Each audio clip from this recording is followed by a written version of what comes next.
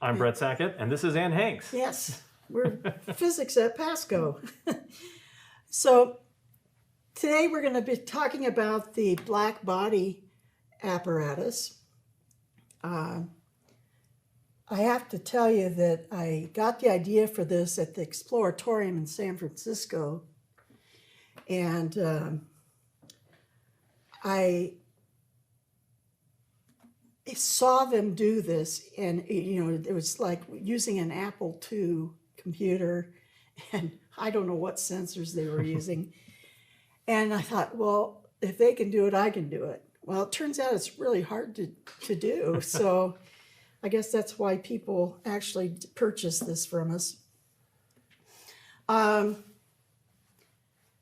going to start out by explaining exactly what this is that you're seeing in front of you.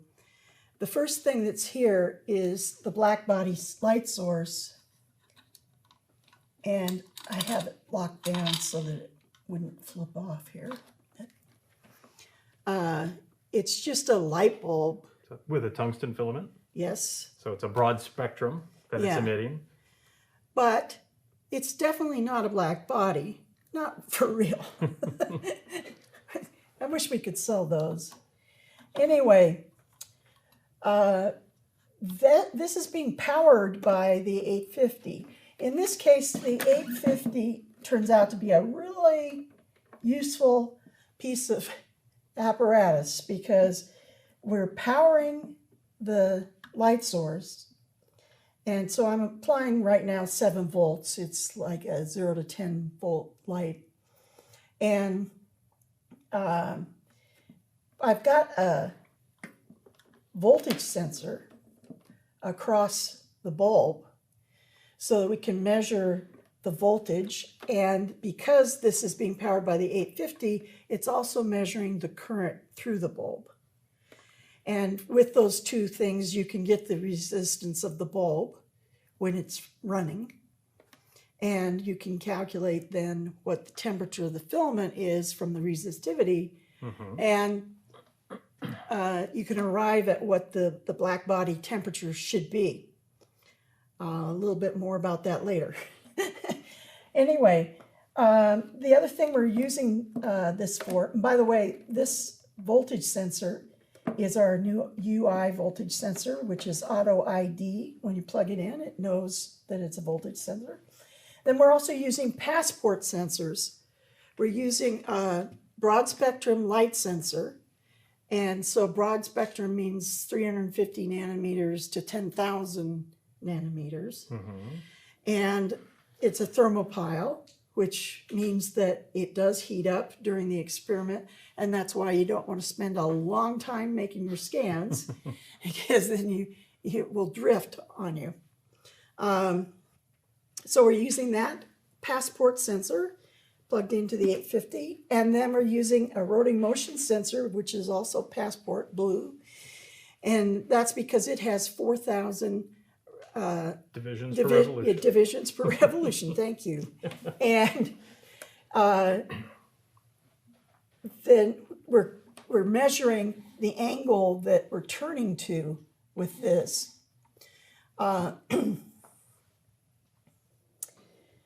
There's a pinion here which turns 60 times every time we rotate the platform once. So it gives us a mechanical advantage and makes it so that we can see with the angles more precisely.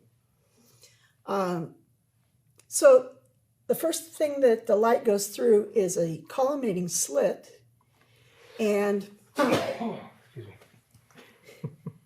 then the light goes through a collimating lens so that the rays are coming parallel out here. And then they hit the prism, which I see is been knocked out of alignment. All right, who did it? Yeah, well, I'm going to blame you, but I think it was me. Anyway, the prism is held on to the the plate. The plate with a screw. Over at the other plate. Yeah. And I'm just seeing, I think, and then there's a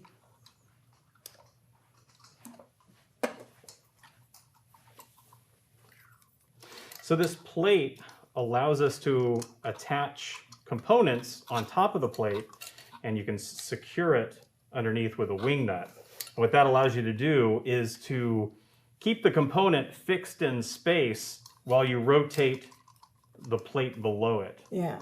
And so that's what's happening here is the prism will stay in one fixed position, but we can rotate the armature and the plate and make measurements around it as the collimated light goes through the prism.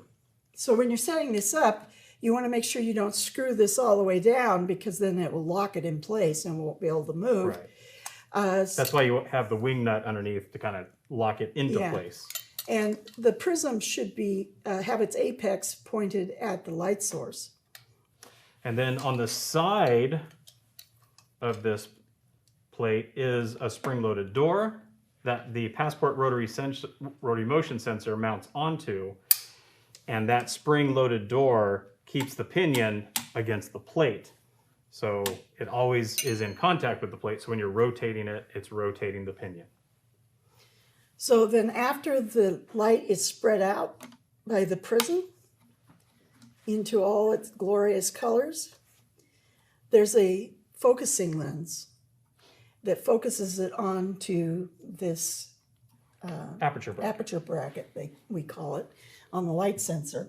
And the aperture bracket has another slit that is there so that you can narrow down how much of an angle you're looking at, so that ideally you'd want to look at one angle at a time and not several that would be several wavelengths. But sometimes you have to open that up a little bit in order to get enough brightness, depending on how dim the source is. Now, let me rotate this over here. There it is. Oh, there it is. In fact, can you turn out the lights for a second?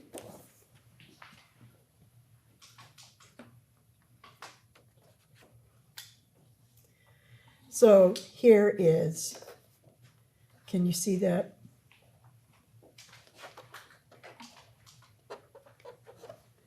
Are you able to see that? I seem to find it. Zoom all the way, it's right in the center. Perfect. So that's the spectrum being bent off, refracted from that prism. The Blackbody setup comes with the factory calibrations of what the prism's index of refraction is for different wavelengths. And then there's an equation that you use to translate the angle that you're reading here into a wavelength. So, And you'll find that in the capstone file in the calculator. right. Also referenced in the manual. Yeah, so I have a capstone workbook set up for this. This does use capstone, not, what's the other program called? SparkView? SparkView. Because SparkView doesn't handle an 850, so you have to use this. So the workbook has the theory of what the spectrum should look like as a function of its wavelength. And it's dependent on the temperature, T. And then there's the setup in here, so you can set everything up. And then there's the procedure that tells you how to get the data. But let me just take you through the basic procedure.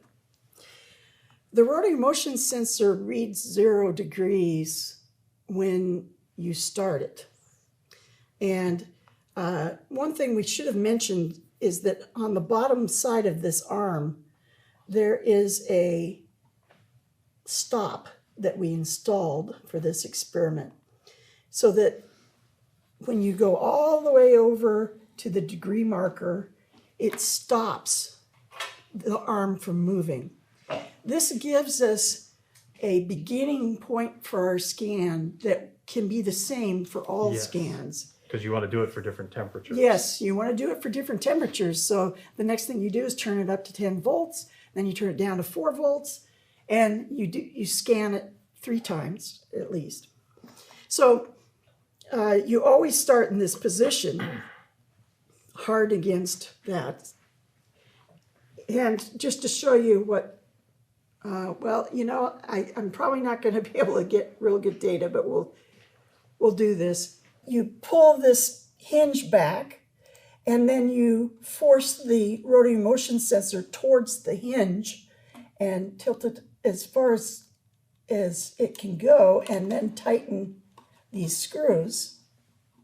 If you tighten them well, then when it springs back against here, there will be enough pressure to keep it in contact the whole way. So obviously it was losing contact somewhere along the line there. It looks like it's turning now. Okay. All right, so rather than go through that one more time, I'm just going to show you the data that was collected before. This green run that you're seeing, let me take the other one off. The green run is the pure light intensity versus angle. And in order to make that into the true angle, you do a calibration run. So instead of that, we do this. And the calibration run is done by simply tearing this, and then, well, you're supposed to start on, say, like 50 degrees. There's a little indicator here that I can read. And so you start on 50, you tear it, and that's just so the light sensor is in the right range. And then you can do this in the light, of course. Then you rotate it completely around to 50 degrees on the other side, so that you've gone through, I've got some sticking here, to 50 on this side. Then you stop and you let it sit there for 10 seconds, because the light sensor is going to sit there and drift a little bit, and it will make a nice little vertical mark where you ended. Then you can go, and that's what is being shown in the graph here. It shows you very distinctly where it ended, so that you can take a coordinate tool and put it on that. And it will tell you exactly how far you moved it. This happens to be in radians, and I just did 100 there. This is in degrees. So it says that I went 5,985.45 degrees. Obviously I didn't. I only went 100 degrees. And so you use that ratio in order to calculate your actual true angle that you're going through. So in this second graph here, So you're using that calculation instead of the pinion calculation. You're just using your own calibration curve. yeah. And so this is plotted versus the true angle, as it says. Then the other thing you need to know is, what is the initial angle? Where is that center on this, so that you know how much you're moving out to the light. And so you just use the cursor to find that angle in the true angle, and you put that in the calculator. The calculator is open over here, and there's a place to put the initial angle, And I'm not going to change it from what it is because I already typed it in one time before. And then in the analysis page, here's showing 3 different runs, and it's plotting relative intensity from this light sensor and versus wavelength. But the wavelength is calculated, so it's calculated from the angle, and the calculation for that is in here. It's pretty small, so I'm having trouble seeing. Oh, there it is, wavelength. Line 7 has the wavelength calculation on it, and it uses the information from the manufacturer of the glass to know what the index of refraction is for different colors. Now, there's an interesting thing here in this calculation. It says lambda equals, and the nice thing about Capstone is you can put Greek letters in. I'm so happy. Now, whenever I'm using Word and stuff, I try to right-click to put it in a Greek letter, and they don't have it. Anyway, it says lambda equals filter 400 to 2500.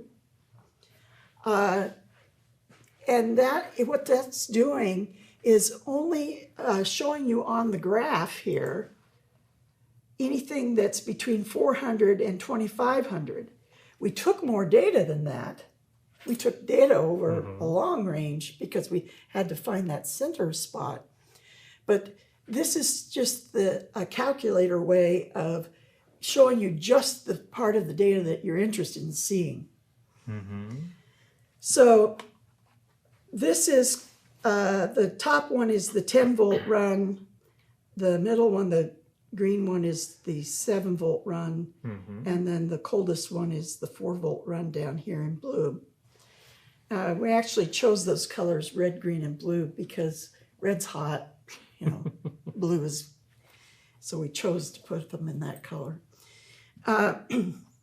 Now, what the Blackbody curve should look like is actually slightly different than this for many reasons. One of the reasons that we're putting the filter on and only going out to 2500 nanometers is because the glass doesn't transmit that past that anyway, so you're not going to get any more of the infrared. Plus, you don't want to pick up the infrared of the room, so you got to be careful. So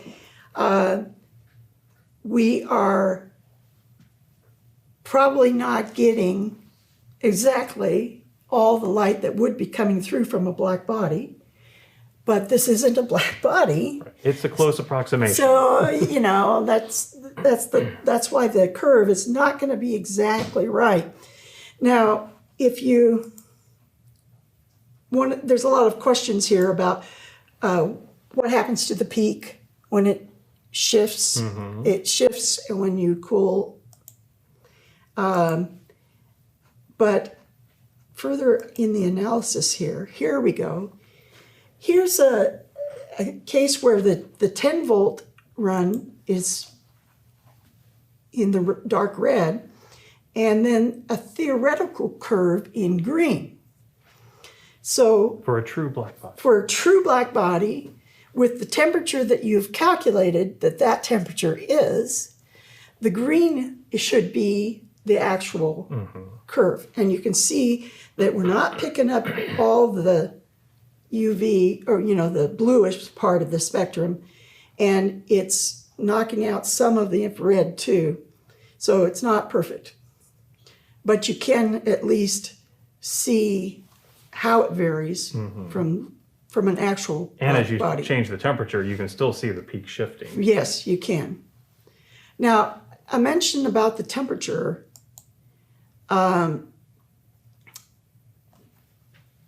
This is a sticky point that people have trouble with.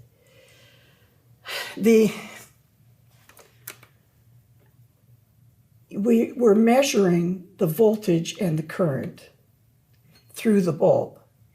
But of course that voltage is right across the bulb here, but it includes the holder. Mm-hmm. Yeah.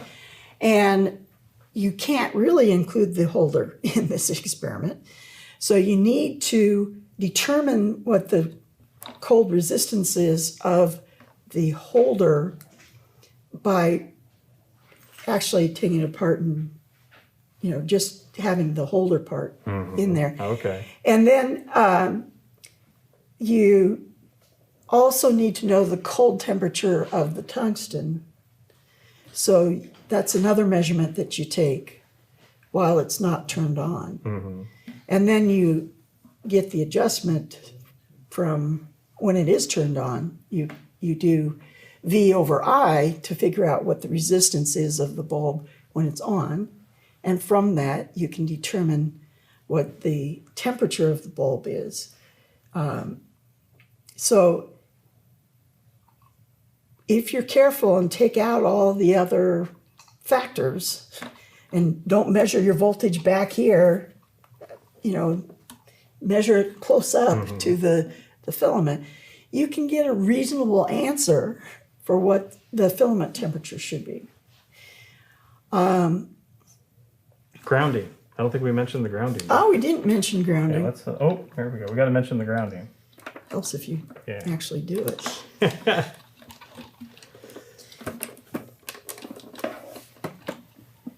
There's a grounding stud here so that you can attach it to ground. I'm using the ground on the output here. It's connected to the ground in the wall of the 850. This grounds the entire apparatus. It's all metal, and in fact, even the sensor has the nut that you're screwing into has a wire into the circuit to make sure that when this is screwed down on here and this is attached to ground, that part of your circuit is attached to ground. Keeps everything quiet. Yeah, it keeps it quiet because this does act like a little electrical antenna, and it will give you all kinds of results that are fluctuating if you're moving near it. And, but that eliminates that problem. So, All right. questions? Do we have any questions? Probably going to ask us what this is for, but that was from the last one. Is the spectral response curve for the 2150 sensor known? Or the Yes, it is. And so you could compensate that way too, right?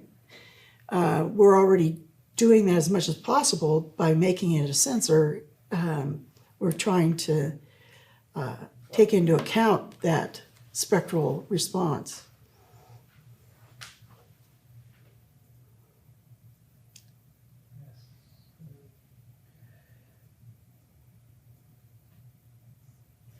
Can you use a temp sensor to measure room temperature to use at your holder temp and filament temp? Can you use a temp sensor to use get that the as your ambient holder temperature. temperature and get the holder Yeah. temperature? Well, most people know what room temperature is. And considering that this is up at 5,700 degrees, I'm not too worried about being off a little bit on what the cold temperature is. So I would just use room temperature. And of course, you got to do that while this is still turned off. Right. I